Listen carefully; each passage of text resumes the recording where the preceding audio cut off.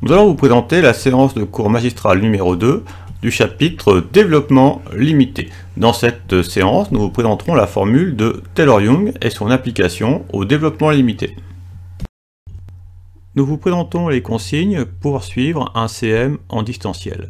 Ce CM va se dérouler selon une alternance de présentation du polycopié et d'exemples rédigés. Aussi, vous devrez écouter attentivement les présentations du polycopié, puis lorsque nous aborderons les exemples rédigés, vous devrez mettre en pause régulièrement pour vous donner le temps de noter les exemples rédigés et de compléter les éventuels trous de ces exemples. Ainsi, à la fin, vous disposerez des exemples du CM rédigés sur papier et vous pourrez alors retravailler ce CM à l'aide de vos notes papier et de la version numérique du polycopié. Nous commençons par rappeler les notions vues lors de la dernière séance. Nous avons noté R bar, R augmenté de moins l'infini et plus l'infini, c'est-à-dire R union moins l'infini plus l'infini. Ainsi, dire que A appartient à R bar, ça veut dire que soit A appartient à grand R et est un réel, ou A est infini et peut valoir alors moins l'infini ou plus l'infini.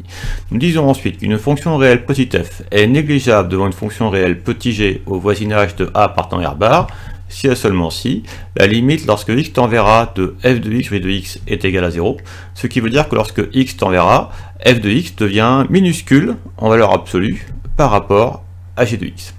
Et cette situation, f est négligeable devant g au voisinage de a appartenant à R bar, se note comme ceci. Donc f de x avec un double inférieur, g de x, et petit a sous le double inférieur. Et nous lisons donc f est négligeable devant g au voisinage de a. Nous disons qu'une fonction réelle petit f est équivalente à une fonction réelle petit g au voisinage de a appartenant à R bar, si et seulement si la limite lorsque x tend vers a de f de x, g de x est égale à 1. C'est-à-dire que lorsque x se rapproche de a, les valeurs de f de x et g de x se rapprochent l'une de l'autre jusqu'à se confondre. Cette situation, f est équivalente à g au voisinage de a, se note ainsi. C'est-à-dire qu'entre f de x et g de x, nous plaçons un symbole que nous dirons le symbole équivalent. Et nous plaçons donc un petit a en dessous pour préciser que nous travaillons au voisinage de a. Et nous lisons f de x est équivalente à g de x au voisinage de a. Nous pouvons remarquer que cette relation est symétrique, c'est-à-dire que dire que f est équivalente à g au voisinage de a, c'est la même chose que dire que g de x est équivalente à f au voisinage de a, effectivement, parce que si cette limite est vérifiée, si nous permutons f de x et g de x, c'est-à-dire si nous mettons f de x au dénominateur et g de x au numérateur, nous aurons la même limite. C'est-à-dire donc que lorsque nous avons f est équivalent à g au voisinage de a, ça veut dire aussi que g est équivalent à f au voisinage de a. Par contre, nous pouvons remarquer que ici, cette relation n'est pas symétrique. Si nous avons f négligeable à g, nous ne pouvons pas dire que g est négligeable devant f au voisinage de a.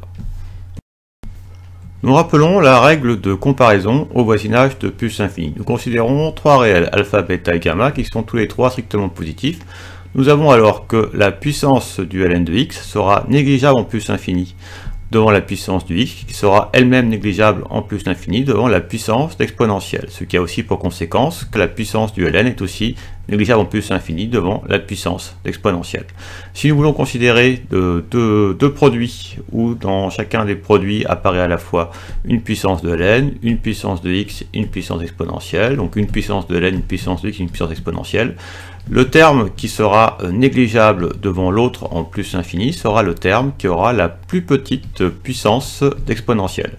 Nous disons aussi que l'autre terme est le terme prépondérant. Donc dire que f est négligeable devant g, c'est aussi équivalent à dire que g est prépondérante devant f en plus infini. Si jamais nous voulons considérer deux produits et que n'y apparaît que des puissances de ln et des puissances de x, alors c'est la puissance de x qui va donner le ton, c'est-à-dire que le terme qui sera négligeable en plus infini sera le terme qui aura la plus petite puissance de x, et donc le terme prépondérant sera le terme qui aura la plus grande puissance de x. Convention, nous présentons la situation particulière où la fonction réelle petit f est équivalente à 0 au voisinage de a. Donc on dit que cette situation se réalise lorsqu'il existe un réel epsilon strictement positif tel que f de x soit nul sur l'intervalle a moins epsilon, a plus epsilon. C'est-à-dire que je positionne a en abscisse, et à partir de là, je vais me décaler d'epsilon sur la droite et d'epsilon sur la gauche. Je fais donc apparaître un intervalle de la forme a moins epsilon, a plus epsilon, et ainsi, donc f de x sera équivalente à 0 au voisinage de a si f est nul sur un intervalle de la forme a moins epsilon, a plus epsilon. Cette situation ne se rencontrera pas à notre niveau, nous ne travaillerons pas avec des fonctions qui seront équivalentes à 0. C'est-à-dire que lorsque vous écrirez qu'une fonction sera équivalente à 0, à notre niveau, vous aurez forcément quelque chose de faux. Nous présentons les équivalents des fonctions polynômes en plus l'infini, moins l'infini et 0. Notons P, un polynôme à coefficient réel. Donc nous avons ici P de x qui est égal à a indice petit m fois x puissance m plus a indice m plus 1 fois x puissance m plus 1, ainsi de suite jusque a indice n fois x puissance n. Donc ce qu'il faut voir, c'est que m désigne la plus petite puissance de P et petit n désigne la plus haute puissance. Et on sait que la plus haute puissance d'un polynôme, c'est aussi son degré, le degré du polynôme, qu'on note comme ceci, donc degré de P est égal à n. Nous avons alors que en plus l'infini, P de x est équivalent donc à a indice n x puissance n, c'est-à-dire P est équivalent en plus infini à son terme de plus haut degré. Nous avons aussi qu'en moins l'infini, P de x sera équivalent à son terme de plus haut degré. Par contre, en 0, P de x est équivalent à a indice m fois x puissance m, c'est-à-dire que P de x est équivalent à son terme de plus petit degré. Et si an est strictement positif, c'est-à-dire si le facteur du terme de plus haute puissance est strictement positif, alors on a aussi que ln du polynôme sera équivalent à n fois ln de x, c'est-à-dire au degré de P fois ln de x, où n effectivement étant le degré de P, c'est bien la plus haute puissance du polynôme. Propriété. Soit FGH, trois fonctions réelles définies au voisinage de A appartenant R bar, telles que f soit égal à la somme de g et h. Alors, nous avons l'équivalence qui nous dit que h de x est négligeable devant g au voisinage de A, si et seulement si, donc f de x est équivalente à g au voisinage de A. Donc nous, en pratique, c'est le sens de l'implication qui nous servira, c'est-à-dire que si h est négligeable devant g au voisinage de A, alors f est équivalente au voisinage de A à g de x. Alors ce sens, c'est assez naturel, puisque lorsque nous avons une somme, si par exemple h vaut 2 centimes et g milliards d'euros, c'est-à-dire que h de x est bien négligeable devant g de x, eh bien on pourra considérer qu'en fait c'est comme si on n'avait que le milliard d'euros, c'est-à-dire que f est équivalente à g, c'est-à-dire que si h de x devient minuscule devant g de x, la somme g plus h est équivalente en fait à g de x. Alors, en exemple, considérons f de x qui est égal à 5 exponentielle x plus 7x cube sur grand R. Alors, nous savons qu'au voisinage de plus l'infini, la puissance de x va devenir négligeable devant l'exponentielle.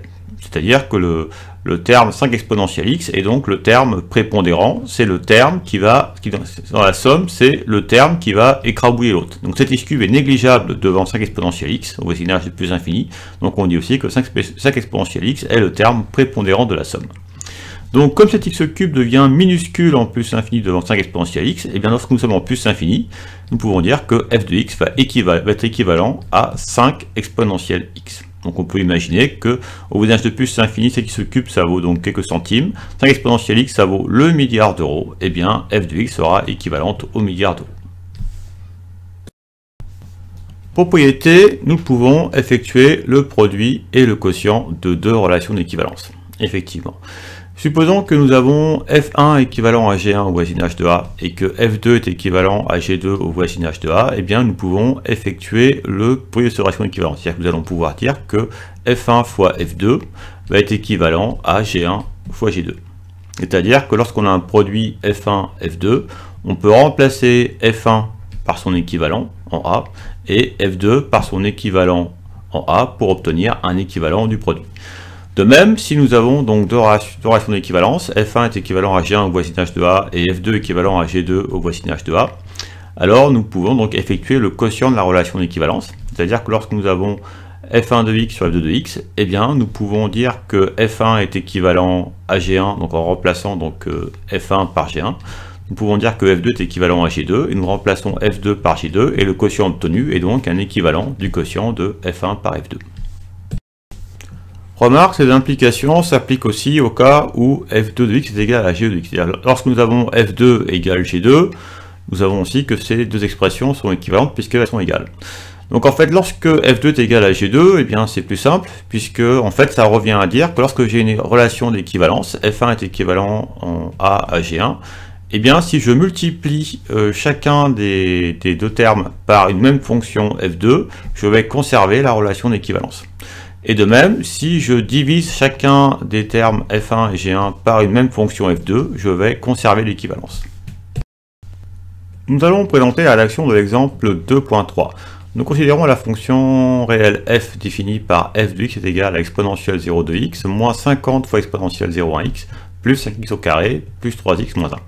Et la fonction réelle g définie par g de x est égale à x cube plus 3x carré plus ln à la puissance 50 de x plus 5x plus 7. Et on se pose la question, quel est l'équivalent du produit f de x fois g de x en plus infini? C'est-à-dire on se pose la question, si on calcule f de x fois g de x, peut-on déterminer une fonction équivalente très simple au voisinage de plus infini?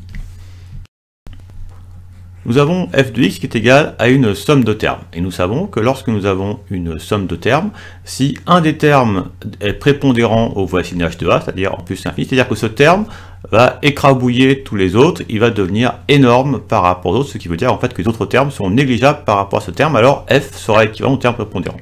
Alors nous savons qu'en plus infini, les fonctions puissance vont être négligeables devant les exponentielles. Et lorsque nous avons deux exponentielles, c'est l'exponentielle qui aura la plus forte puissance, qui sera le terme prépondérant. Donc ainsi, chacun de ces termes est négligeable en plus l'infini devant exponentielle 0 de x.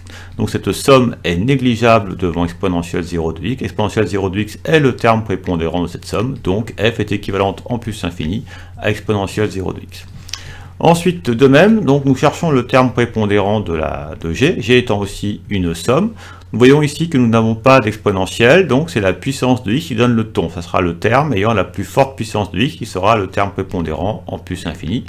Nous remarquons donc c'est donc x cube qui est le terme prépondérant, et puisque c'est le terme qui a la plus grande puissance de x, ce qui veut dire que les autres termes de la somme sont donc tous négligeables devant x cube au voisinage de plus infini. Donc g sera équivalent à son terme prépondérant.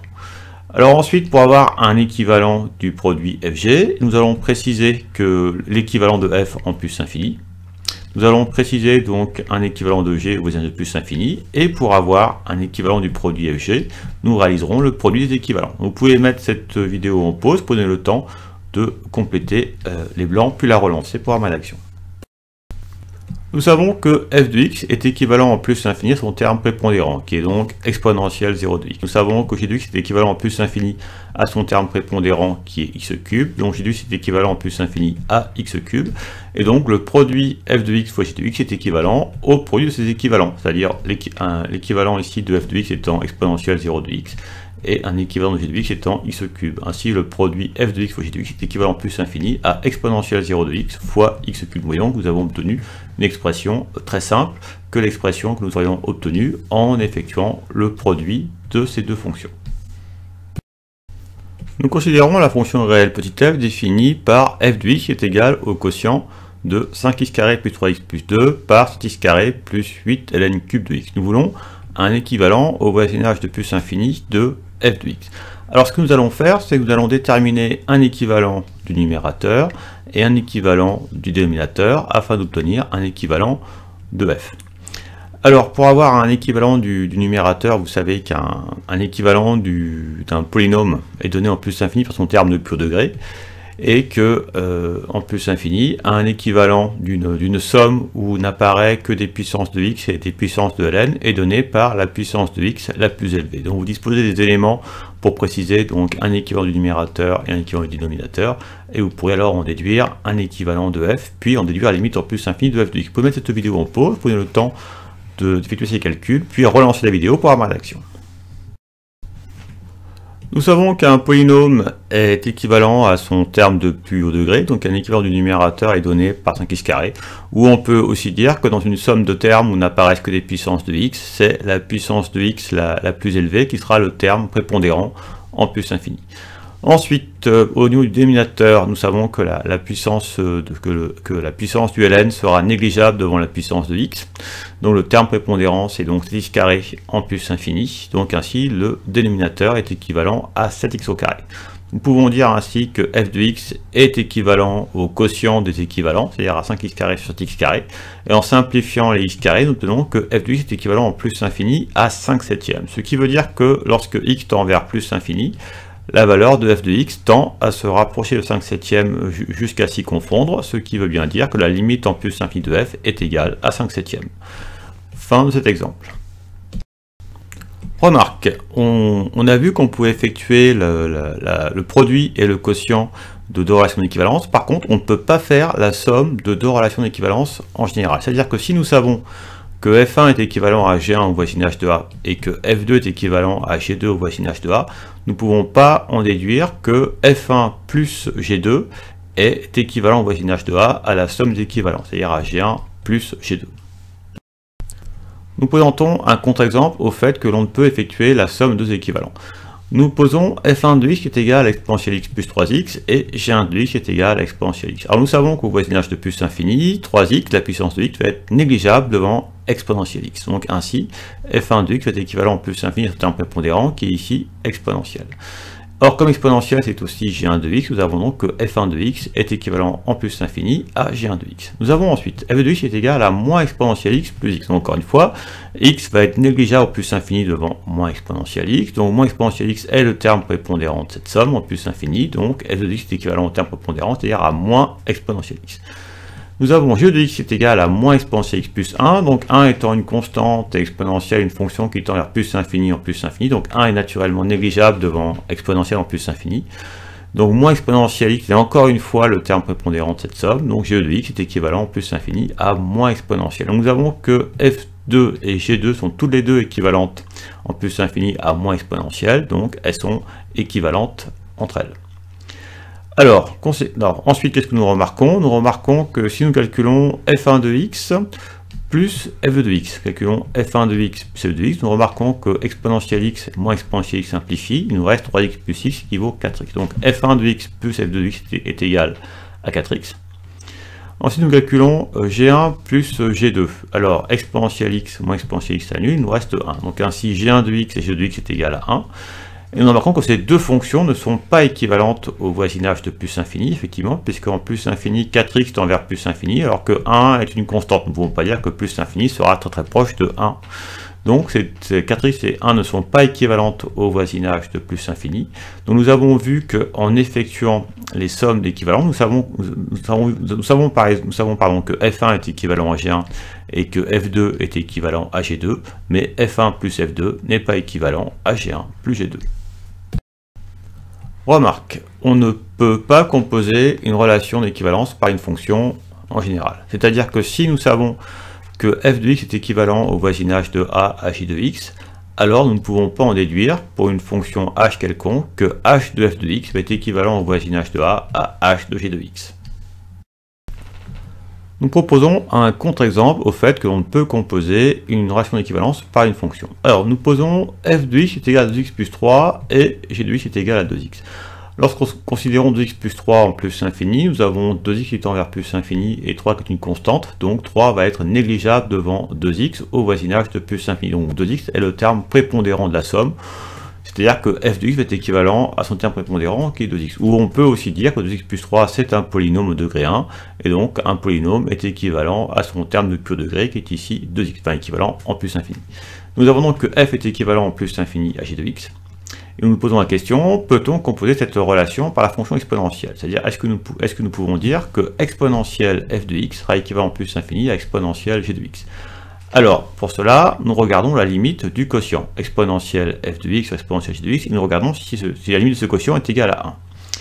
Alors, exponentielle f de x, si j'applique exponentielle à f de x, c'est-à-dire ça fait exponentielle de x plus 3, et exponentielle g de x, si j'applique exponentielle à g de x, ça donne exponentielle 2x. Et donc le quotient, ça donne exponentielle de la différence des exposants, 2x plus 3 moins 2x me donne 3. Donc cette expression est toujours égale à exponentielle 3, sa limite est donc exponentielle 3 qui est différent de 1. Donc ce quotient ne tend pas vers 1, donc les fonctions exponentielle f et exponentielle g ne sont pas équivalentes au voisinage de plus infini. Je ne peux donc pas composer une relation d'équivalence par une autre fonction. Nous présentons une propriété qui va nous permettre de donner une application des équivalents à la recherche de limites.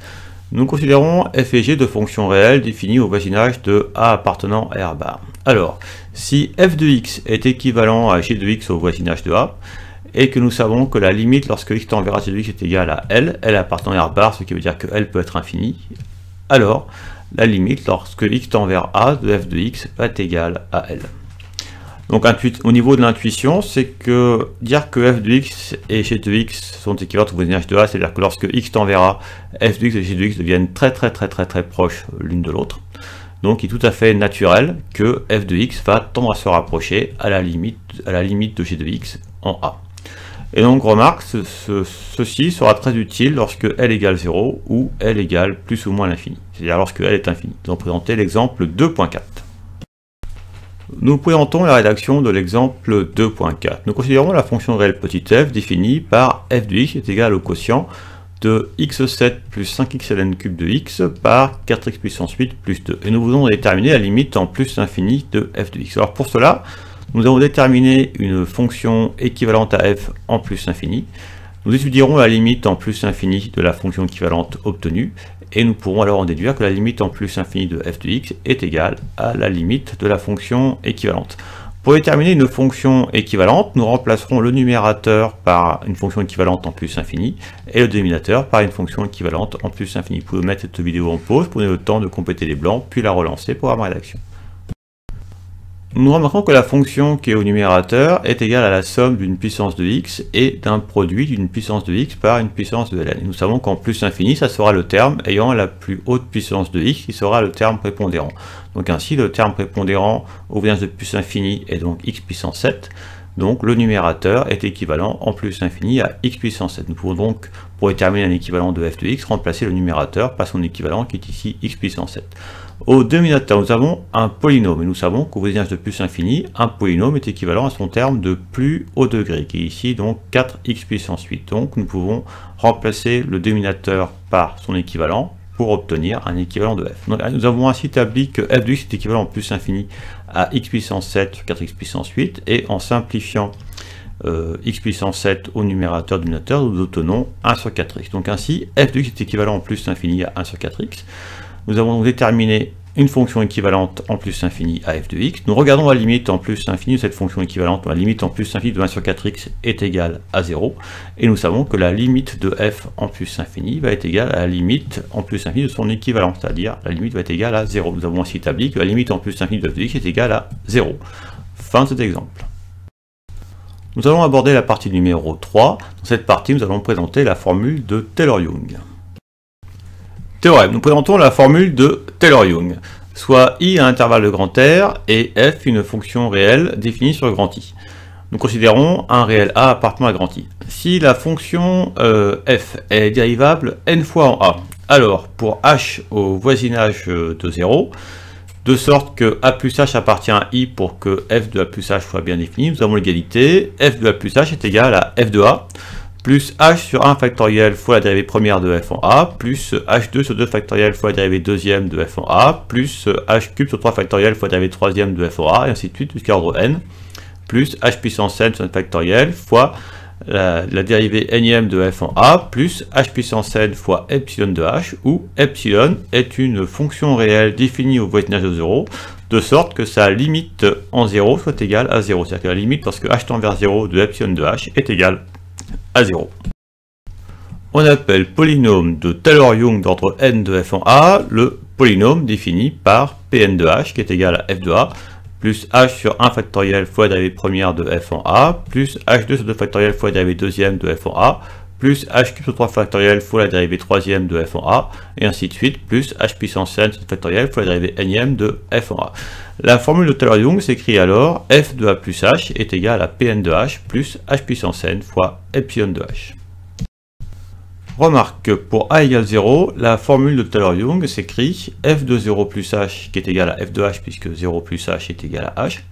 Et ensuite nous remplaçons donc a par 0 dans la formule de Taylor-Young. Nous allons présenter l'exemple 3.1. Nous présentons la rédaction de l'exemple 3.1. Nous considérons la fonction réelle petit f définie par f de x égale à l'exponentielle x sur i à grand R. Et nous voudrions appliquer à f la formule de Taylor-Young d'entre n en a égale 0, où n désignera un entier supérieur ou égal à 1. Alors nous savons que nous pouvons appliquer la formule, puisque nous savons que la fonction exponentielle est dérivable à tout ordre en 0, c'est-à-dire pour tout entier n supérieur ou égal à 1. Ainsi, donc pour h au voisinage de 0, nous pouvons écrire que f de 0 plus h, c'est donc exponentielle de 0 plus h qui est égal à exponentielle h, et exponentielle h est donc égal à la formule de Taylor-Young. Nous écrivons donc que exponentielle h est égal à f de 0 plus h puissance 1 sur un factoriel fois la dérivée première de f en 0, plus h2 sur 2 factoriel fois la dérivée seconde de f en 0, et ainsi de suite jusqu'à ordre n, plus h puissance n sur un factoriel fois la dérivée nème de f en 0, plus h puissance n fois epsilon de h, où epsilon est une fonction réelle qui vérifie que sa limite en 0 est égale à 0.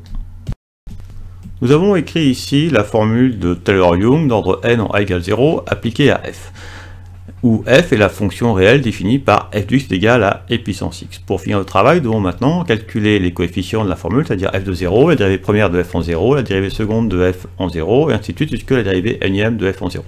Nous effectuerons le calcul des coefficients ici. Nous avons écrit f de x égale e puissance x. Nous pourrons déduire f de 0 en remplaçant x par 0. Nous calculons ensuite la dérivée première de f en x en dérivant f de x, puis nous pourrons déduire la dérivée première de f en 0. Nous calculerons de même la dérivée seconde de f en x, puis nous en déduirons la dérivée seconde de f en 0. Et ainsi de suite. Nous allons remarquer que les calculs vont se répéter, ce qui fait que nous pourrons déduire facilement la dérivée nème de f en x et la dérivée nème de f en 0. Nous aurons alors tous les éléments pour donner la formule de Taylor-Young d'ordre n en a égale 0 appliquée à exponentielle. Vous pouvez mettre cette vidéo en pause pour donner le temps de compléter les blancs, puis la relancer pour ma rédaction. Nous avons f de x est égal à e puissance x, donc f de 0 est égal à exponentielle 0 qui est égal à 1. La dérivée première de x s'obtient donc en dérivant f, c'est-à-dire en dérivant e puissance x. La dérivée des puissances x, c'est e puissance x, et donc la dérivée première de f en 0, c'est donc exponentielle 0 qui est égal à 1. De même, la dérivée seconde de f, on dérive la dérivée première, c'est-à-dire qu'on dérive encore une fois exponentielle, nous retombons encore une fois sur exponentielle, et donc la valeur de la dérivée seconde en 0 est donc aussi égale à exponentielle 0 qui est égale à 1. Et ainsi de suite, tous les dérivées successives seront égales à exponentielle, jusqu'à la dérivée nème qui sera égale à exponentielle, et donc la dérivée nème en 0 est égale à exponentielle 0 qui est égale à 1. Nous pouvons alors obtenir l'expression de la formule. Il suffit de remplacer donc f de 0 par 1, f' de 0 par 1, f seconde de 0 par 1, la dérivée troisième de f en 0 par 1, jusque la dérivée nème de f en 0 qui est égale à 1. Alors vous savez que 1 factoriel est égal à 1, c'est pour ça que je n'ai pas réécrit. Donc nous voyons ainsi apparaître la formule de Taylor-Young d'ordre n en a égale 0 appliquée à la fonction exponentielle. Nous avons ainsi établi que exponentielle h est égal à 1 plus h carré sur 2 factoriel, plus h cube sur 3 factoriel, plus h carré sur 4 factoriel, ainsi de suite, plus h puissance n sur 2 factoriel, plus h puissance n fois epsilon de h, où epsilon est une fonction réelle qui vérifie que la limite quand h tend vers 0 d'epsilon de h est égale à 0.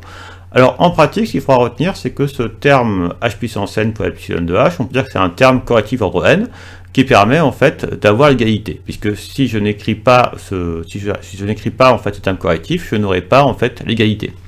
Mais ce terme correctif va être négligeable devant le polynôme au voisinage de 0. C'est-à-dire que lorsque j'aurai h proche de 0, je pourrai négliger ce terme correctif, et à ce moment-là, j'obtiendrai non plus une égalité, mais un équivalent. C'est ce que nous allons appliquer ici. Donc, nous allons écrire la formule pour n égale 2. Nous avons donc exponentielle h qui est égale à 1 plus h2 sur 2 factoriel plus h carré fois epsilon de h, où epsilon vérifie que sa limite en 0 est égale à 0. Nous savons que 2 factoriel est égal à 1 fois 2 qui est égal à 2. Nous pouvons remplacer alors 2 factoriel par 2 dans cette égalité. Nous obtenons qu'exponentielle h est égal à 1 plus h carré sur 2 plus h carré fois epsilon de h. Et nous savons qu'au voisinage de 0, ce terme est négligeable devant le polynôme. Donc si nous n'écrivons pas ce terme, nous allons remplacer l'égalité par un équivalent en 0. Nous allons dire qu'exponentielle h est équivalent en 0 à 1 plus h2 sur 2. Nous avons établi qu'exponentielle h est équivalent en 0 à 1 plus h carré sur 2, ce qui veut dire que lorsque h est très proche de 0, la valeur d'exponentielle h sera très proche de celle donnée par 1 plus h carré sur 2. Nous allons déduire une valeur approchée de l'exponentielle 0,1. Nous voudrions donc, ce que nous écrivons ici, une valeur approchée de l'exponentielle 0,1.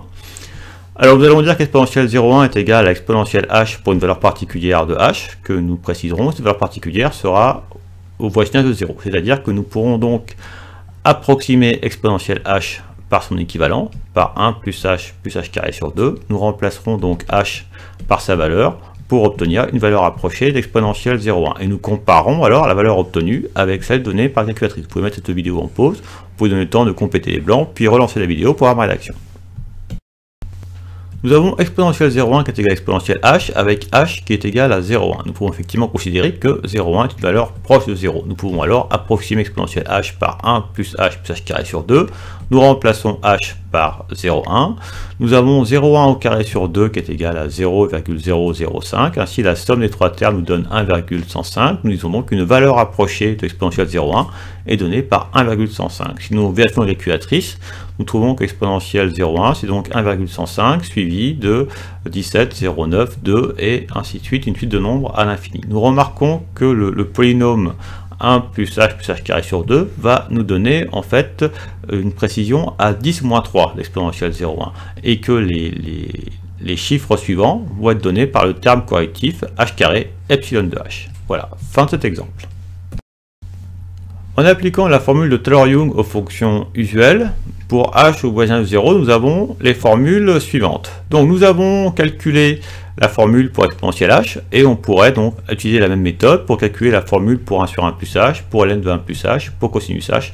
Cosinus h, donc nous ferons la distinction selon que n est pair ou selon que n est impair.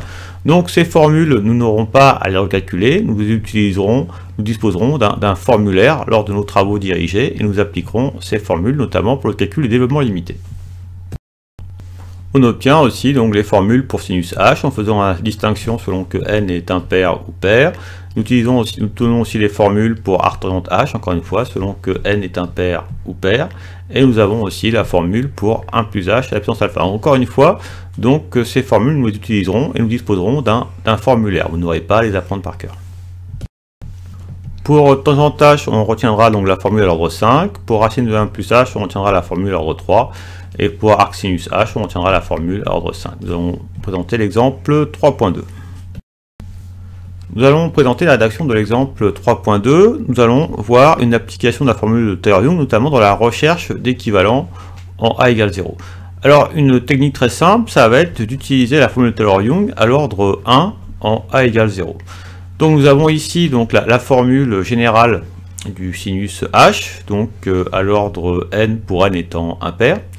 Alors si nous écrivons cette formule, mais à l'ordre n égale 1, c'est-à-dire que nous nous restreignons à la puissance 1 et nous ajoutons un terme correctif d'ordre 1.